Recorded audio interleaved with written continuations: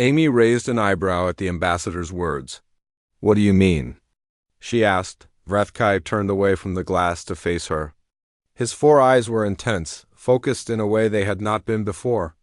His skin had settled into a deep golden color that Amy had never seen on a Solarian before. For decades, the collective has studied humanity. We wanted to understand why your species is so successful, why you win battles you should lose, why you solve problems that stump older civilizations, why you grow stronger while others grow weaker. He paused. We assumed the answer was in your exceptional individuals. What do you mean by exceptional individuals? You're great leaders. You're brilliant scientists. You're legendary warriors. We thought that humanity produced a higher percentage of superior specimens than other species. We thought that was your advantage. That somewhere in your biology or your culture you created more geniuses, more heroes, more natural talents. Amy smiled slightly. And now? Now, I am not sure that is true at all. Vrathkai gestured toward the children below. The snowball fight had ended. The children had abandoned their war and were now working together to build a large snowman. Even the twins who had argued earlier were now cooperating, packing snow side by side. Look at them, Vrathkai said. 7 ordinary children. Not geniuses, not heroes, not exceptional in any measurable way. Just normal young humans doing a normal human activity. And yet, what they did today would be impossible for Solarian children. Building a snowman, working together without being told to, helping each other without being trained to, laughing at failure instead of being ashamed of it, turning a problem into a game and a game into a solution. He shook his head slowly. These are not things you teach your exceptional individuals. These are things all your children learn. From the moment they are born. Amy said nothing. She just listened. The collective made a mistake, Vrathkai continued. We studied your greatest humans because we thought that was where your power came from. But your power does not come from your greatest humans. Your power comes from your average ones. Your ordinary ones. The ones who cannot button their own coats but will happily button someone else's. He pointed at the children below. That little girl, Katie, she is not a trained leader. She is 6 years old. But when the situation required someone to take charge, she stepped forward naturally.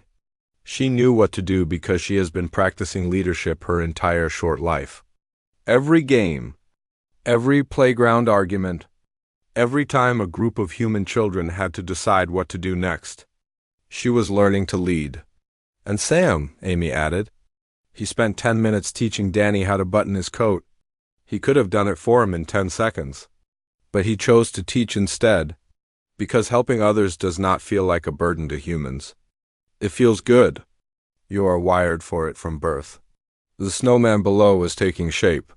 It was lopsided and strange looking, but the children did not seem to care. They were laughing and talking and making decisions as a group. Danny was being lifted up by the older children so he could place a small stone on the snowman's face. Even from this distance, his smile was visible. This is why you are dangerous, Vrathkai said quietly. Amy's expression shifted. Dangerous. That is what the collective calls you. What all the elder species call you. Humans are dangerous. Not because of your weapons or your technology. Not because of your strategic thinking or your physical strength. You are dangerous because of this. He pointed at the children. Because you are never truly alone. Even when you try to be. Even when you fail. I am not sure I understand. A Solarian who fails is alone with their failure. They must fix it themselves or wait for an authority to help them. They cannot ask their peers for assistance without admitting weakness. They cannot offer help without claiming superiority. Our social structure does not allow it. And humans? Humans who fail immediately look around for allies. You button yourselves to each other, sometimes literally. And instead of being embarrassed by the connection, you laugh and call yourselves a cope monster. You turn your weaknesses into bonds. You turn your struggles into team efforts. You turn your failures into shared victories. Vrethkai's skin had shifted again to a color that was almost bright white. Amy did not know what this color meant, but it seemed important. "Do you know what happens when a Solarian army faces defeat?" he asked. "No." "They scatter. Each soldier tries to survive individually. It is logical. It is efficient. It is how we have always fought." "And when a human army faces defeat?" Vrethkai smiled. It was a strange expression on his alien face, but it was unmistakably a smile. "They pull together. They protect each other. They find ways to keep fighting even when fighting should be impossible. Because every human soldier knows, deep in their bones, that they are not alone, that their comrades will never abandon them, that they are all buttons on the same coat." The children below had finished their snowman. It was a magnificent disaster, crooked and lumpy with stones for eyes and sticks for arms. But the children surrounded it with pride. Admiring their collective creation, Katie called out something, and the group started walking back toward the habitat room. They were tired from playing, their cheeks red from the cold. But they were happy, content, together. "Ambassador," Amy said gently, "would you like to meet them?" "The children, I mean. You could go down to the snow room." Vrethkai blinked all four of his eyes. "Meet them? But I am an ambassador of the Solarian Collective. I am 700 years old. I have negotiated treaties that shape the fate of star systems. What would I say to a group of human children? You do not have to say anything special. Just go down there. They will probably hand you a snowball and ask you to help build another snowman." "That seems undignified for someone of my position." Amy smiled warmly. "Maybe, or maybe it is exactly what someone of your position needs. Maybe understanding humans means experiencing how we live, not just watching from behind glass." Vrethkai stood very still. He looked at the children disappearing through the door. He looked at Amy. He looked at his own four hands, designed for individual tasks. Never meant to connect with others. Then he made a decision that surprised even himself. "I think," he said slowly, "I would like to see what it feels like to be buttoned to someone else's coat." Amy grinned and started walking toward the door. "Then let's go, Ambassador." "The children will love having you. And do not worry about being dignified. Nobody is dignified in a snowball fight." Vrethkai followed her, feeling something strange stirring in his chest. It took him a moment to identify the emotion.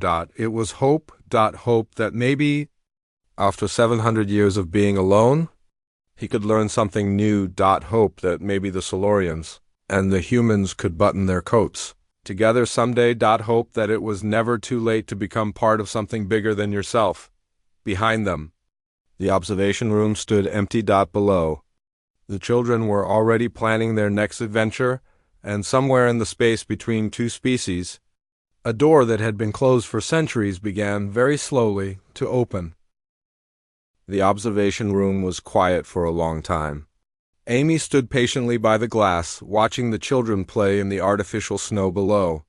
Vrethkai stood beside her, his four eyes fixed on the scene, but his mind was clearly far away. Finally, the ambassador spoke. "I do not understand," he said. His voice was soft, almost confused. "I have studied humans for 50 years. I have read your books. I have watched your wars. I have analyzed your greatest victories and your worst defeats. I thought I understood your species. But what I just witnessed does not fit with anything I know." Amy turned to face him. "What exactly confuses you?" "Everything." Vrethkai's skin flickered through several colors before settling on a troubled shade of blue. "On my world, when children fail at a task, adults correct them immediately. The failure is identified. The child is given proper instruction. The behavior is fixed. That is how learning works. That is how it has always worked for the Solarian people." But no adult corrected these children," Amy observed. "Exactly. They failed spectacularly. They tangled themselves together. One child cried. The situation was a complete disaster, and yet no instructor stepped in. They were left to struggle, left to flounder." He paused. "And they fixed it themselves. They worked together and solved the problem without any guidance. Does that surprise you? It does not just surprise me. It challenges everything I thought I knew about childhood development. Our scientists believe that children must be taught by elders. That knowledge flows downward from those who know to those who do not know. But your children taught each other. They learned from their own mistakes. They figured things out through trial and error. Amy nodded slowly. That is how humans learn best, by doing. By failing, by trying again.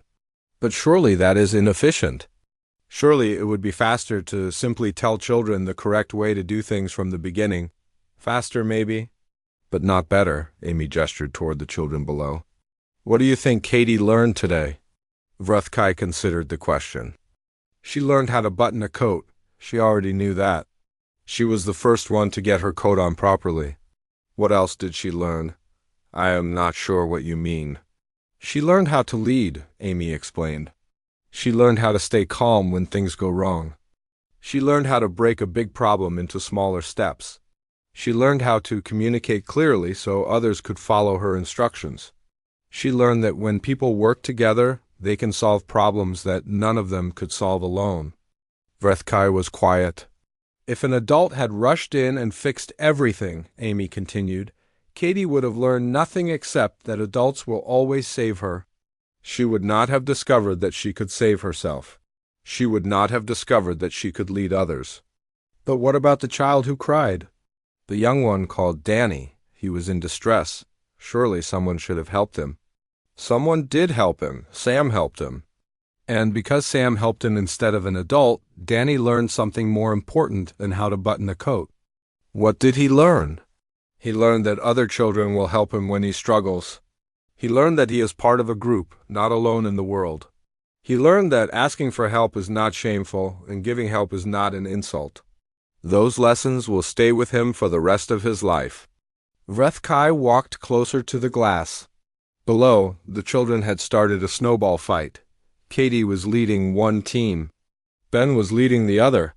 They were laughing and shouting and throwing softballs of fake snow at each other. May I ask you something, Ambassador? Amy said. Of course. How would Solorian children have handled that situation? If 7 Solorian children were asked to button their coats, what would happen? Vrethkai considered carefully before answering. They would each dress independently. Each child would put on their own coat without touching or interfering with any other child. If one failed, an instructor would step in to assist that individual, but the others would not help. They would continue with their own task or wait quietly for the next activity. And if one child finished early while another was still struggling, the successful child would wait, or move to the next scheduled activity. Helping another child with an individual task would be considered inappropriate. Why inappropriate? Because it would rob the struggling child of their learning opportunity, and it would imply that the successful child believed themselves to be superior. Both outcomes are negative, Amy nodded thoughtfully. So, cooperation is considered insulting. Cooperation is for tasks that are designated as cooperative tasks. Individual tasks must be completed individually. That is how we measure competence. That is how we know which children are developing properly and which need additional instruction. I see. Amy was quiet for a moment.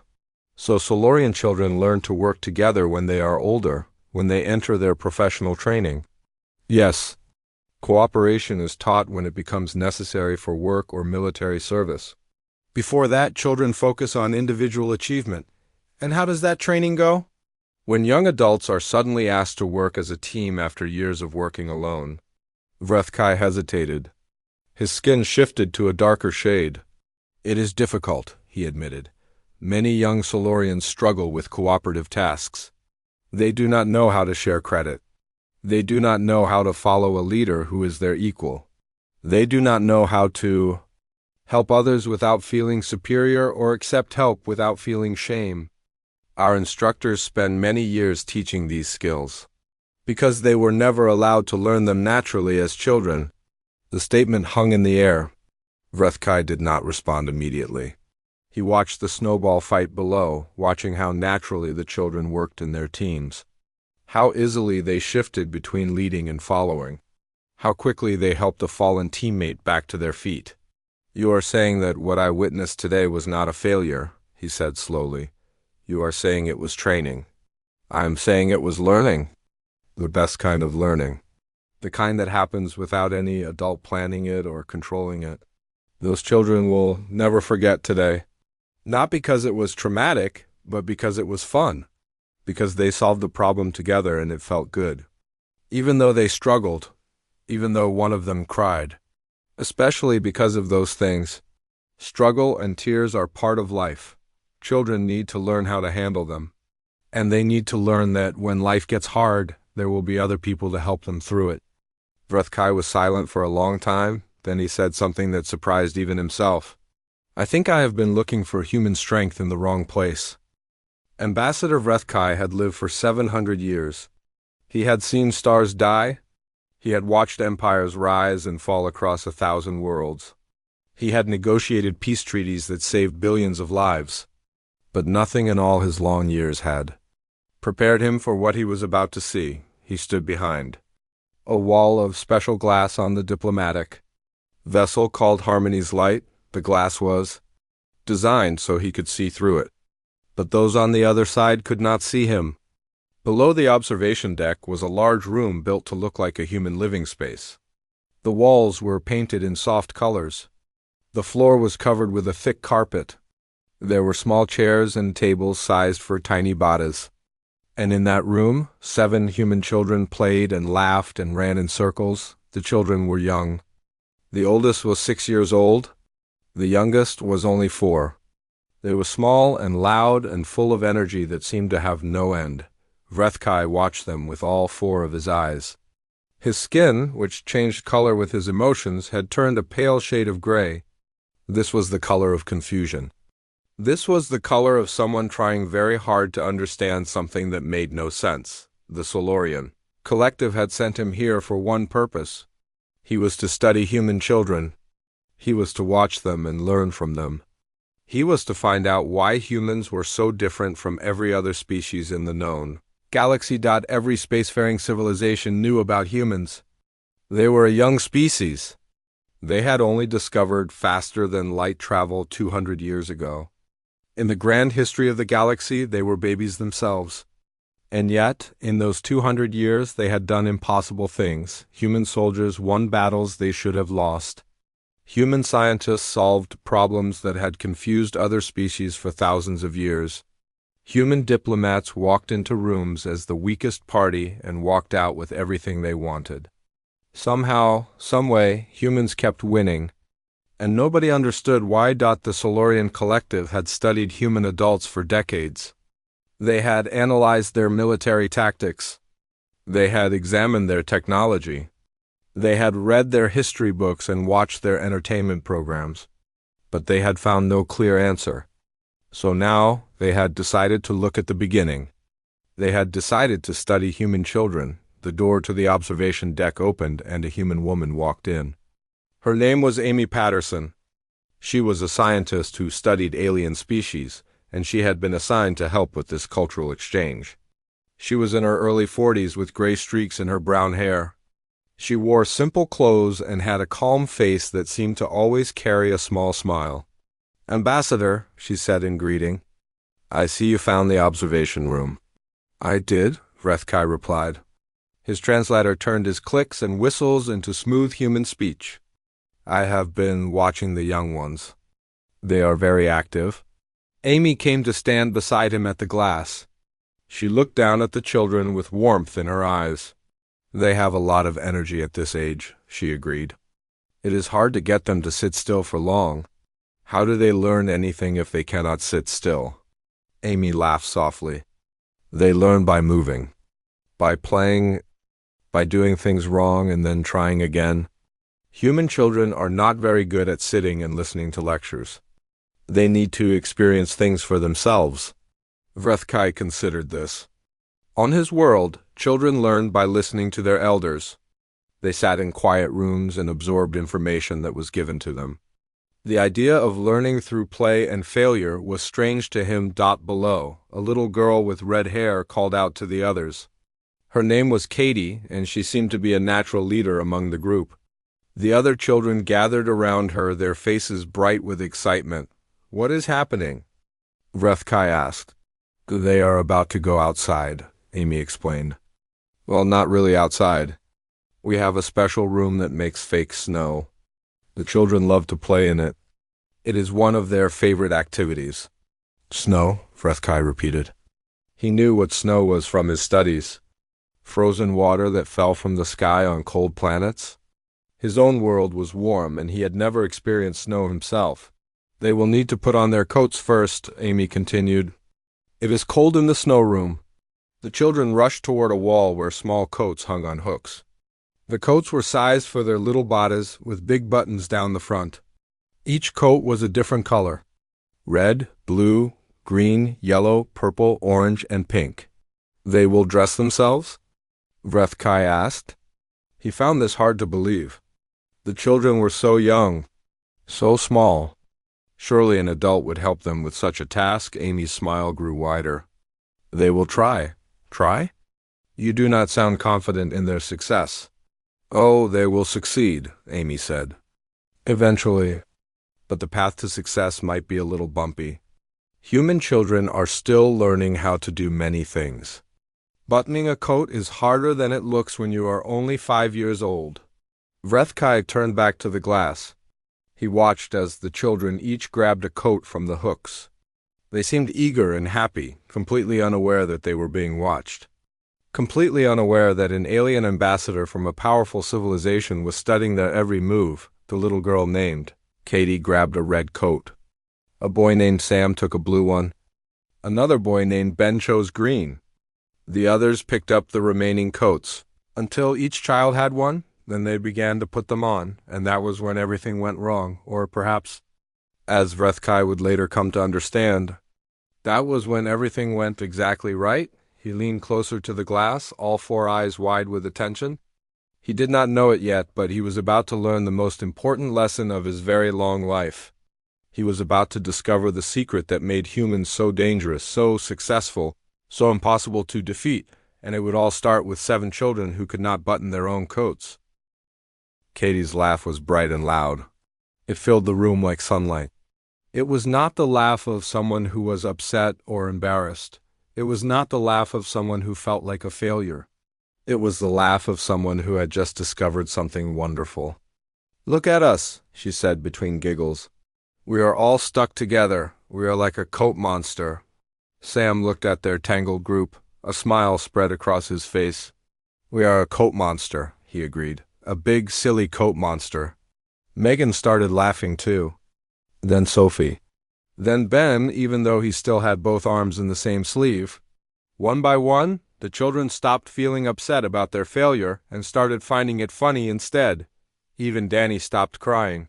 He looked up at the 5 children, who were all connected together, and a small giggle escaped his lips. "You look silly," he said. "We are silly," Katie agreed. "But that is okay. We can fix it. We just have to work together." Up in the observation room, Vrethkai's skin changed color again. The purple of distress faded. In its place came a shade of orange that had no translation in human language. It was the color of something that did not fit into any category, the color of a puzzle that refused to be solved. "She is laughing," he said. "She failed at a simple task, and she is laughing about it. Why is she laughing?" "Because it is funny," Amy said simply. "It is not funny. It is a failure. Failures are not funny. Failures are problems to be corrected. To you, maybe. To humans, especially young humans, failure is often the beginning of something interesting." Katie does not see herself as a child who failed to button her coat. She sees herself as a child who accidentally created a fun new problem to solve. Vrethkai shook his head slowly. He did not understand. He was not sure he would ever understand. Below, Katie had taken charge of the situation. She was the oldest of the connected children, and she naturally fell into the role of leader. "Okay, everyone stop moving," she commanded. Her voice was still cheerful, but there was a new firmness in it. "We need to think about this. If we all pull in different directions, we will just make it worse. We have to work as a team." "What is the plan?" Sam asked. Katie looked at the tangle of buttons and fabric that connected them all. She studied it carefully, her young mind working through the problem. Sam, you and I are connected at the bottom, she said. That is where we need to start. I will hold. Still, and you try to push the button back through the hole. Go slow, do not pull, Sam nodded. He reached down and carefully worked at the button that connected his coat to Katie's. His fingers were small and clumsy, but he moved slowly and patiently. After a few tries, the button popped free. I did it, he said with surprise and pride. Good job, Katie said. Now we need to separate me from Megan, the process continued. Each child took turns helping and being helped. When Ben struggled to free himself because both of his arms were trapped, Sophie guided him through it step by step. She talked him through pulling one arm out while keeping the other still. It was not easy, and it took several tries, but eventually Ben stood with his coat on correctly. Thank you, Sophie, he said. You are welcome, she replied with a big smile.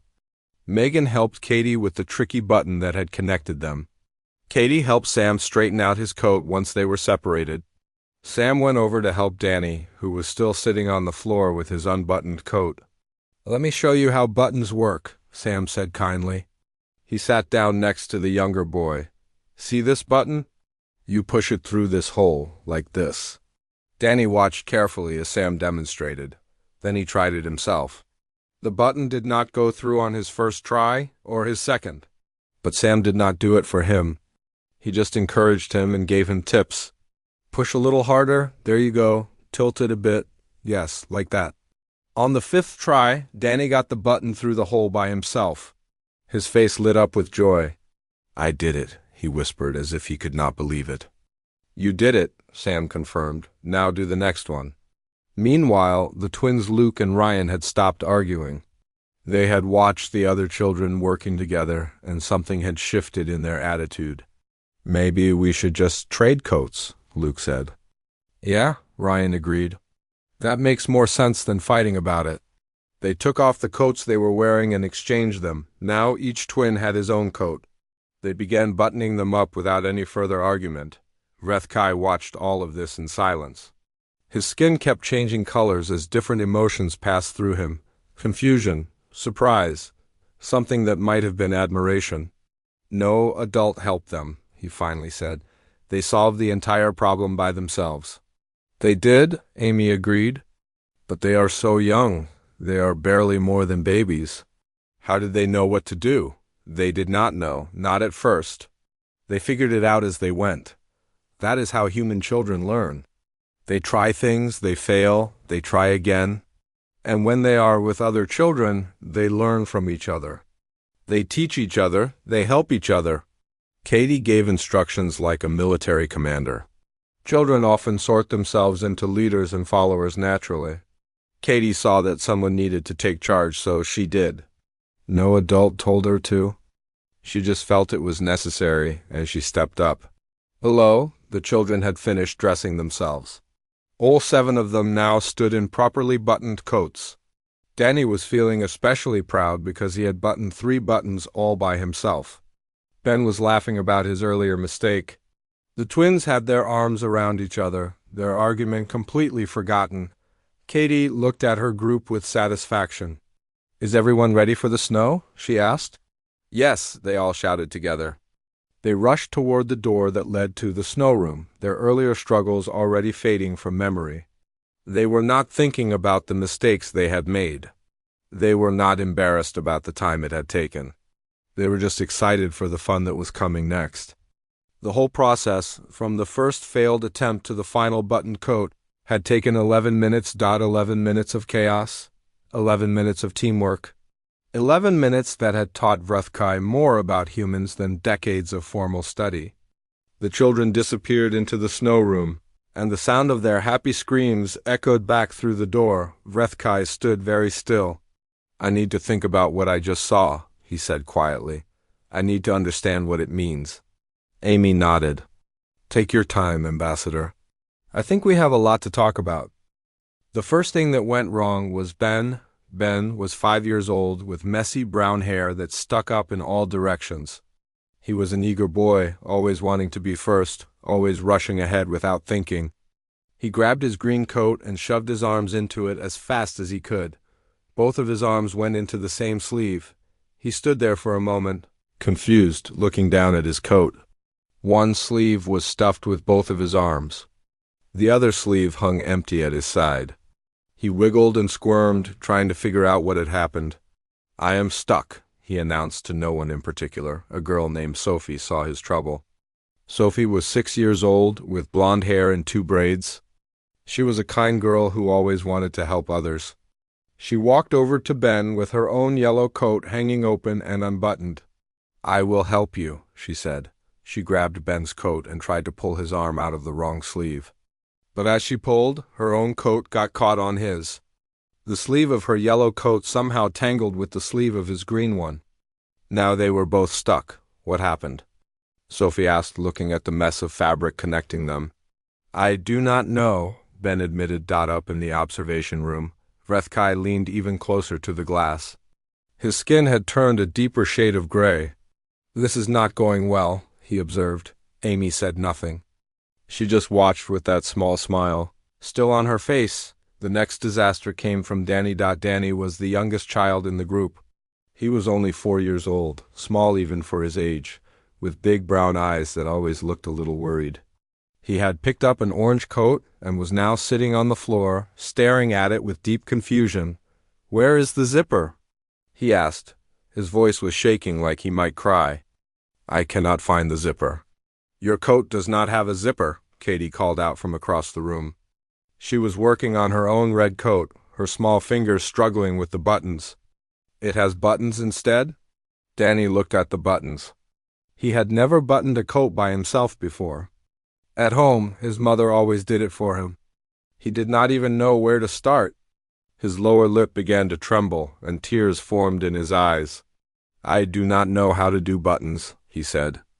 And then he started to cry. Meanwhile, Katie had problems of her own. She had managed to get her red coat on the right way. Both arms were in the correct sleeves. She was already doing better than Ben. Now she just needed to button it up, and she would be ready for the snow. She grabbed the bottom button and tried to push it through a hole. But she was not paying attention to which hole she was using. She did not notice that a boy named Sam had sat down right next to her to work on his own. Blue coat. The button went through a hole, but it was not a hole on her coat. It was a hole on Sam's coat. Katie had just buttoned herself to Sam. Sam said, looking down at where their coats were now connected. "Katie, you are stuck to me." Katie looked down. Her eyes went wide. "Oh no," she said. She tried to fix it. She grabbed the button and tried to push it back out. But her fingers were small and clumsy, and the button was tight in the hole. She twisted and pulled, and somehow in all her struggling, she managed to push another button through another hole. But this hole was not on her coat, or Sam's coat. This hole was on the coat of a girl named Megan. Megan had come over to help Danny with his crying. She was kneeling on the floor next to him, trying to show him how buttons worked. She had not noticed Katie and Sam's struggle happening right behind her. She certainly had not expected to suddenly be attached to them. "What is happening?" Megan asked, feeling a tug on her purple coat. She turned around and saw that she was now connected to Katie, who was connected to Sam. "I am so sorry," Katie said. "I was trying to fix it and I made it worse." Vrethkai watched all of this with growing alarm. His skin had shifted from gray to purple, the Solarian color of distress. "This is chaos," he said. "Complete and total chaos. 5 of the 7 children are now physically connected to each other. The youngest one is crying. The task has been a complete failure." He turned to Amy with all 4 of his eyes. "Should we not intervene? Your young ones are clearly struggling. They need help. An adult should go down there and separate them. An adult should dress them properly. This cannot be how humans prepare their children for cold weather." Amy did not move from her spot by the glass. "Just wait," she said calmly. "We are not at the interesting part yet." "The interesting part? What could be more interesting than this disaster?" Amy pointed down at the children. "Watch what happens next. Watch what they do when no adult comes to save them." Vrethkai turned back to the glass. He did not understand why Amy was so calm. On his world, if a group of Solorian children had failed a task this badly, instructors would have rushed in immediately. The children would have been separated. Each one would have been given individual guidance. The failure would have been corrected quickly and efficiently, but no human adult was rushing in. The two caretakers in the room were watching the children, but they made no move to help. They just stood back and observed, just like Amy was doing. It made no sense to Vrethkai. It seemed cruel, even. These children were struggling. They were tangled and confused, and at least one of them was crying. Why would the adults not help? In the middle of the chaos, the twins named Luke and Ryan had managed to create their own unique problem. They had somehow put on each other's coats instead of their own. Luke was wearing Ryan's slightly too small pink coat, and Ryan was wearing Luke's slightly too big coat. "This is mine," Luke said, tugging at the pink coat. "No, it is mine," Ryan argued. "I always wear pink. I want to wear pink today." "You cannot. It is my coat." While the twins argued, the 5 connected children stood in an awkward cluster in the middle of the room. Katie, Sam, Megan, Sophie, and Ben were all linked together by buttons and tangled sleeves. Danny sat on the floor nearby, still crying softly, his orange coat unbuttoned in his lap. 7 children. 7 coats. 0 children properly dressed. From any logical viewpoint, this was a failure. From any reasonable measurement, these children had proven themselves unable to complete a simple task, but then something changed. Katie stopped trying to free herself. She stopped pulling at buttons and struggling against the tangle. Instead, she looked at the ridiculous mess they had all made, and she started to laugh.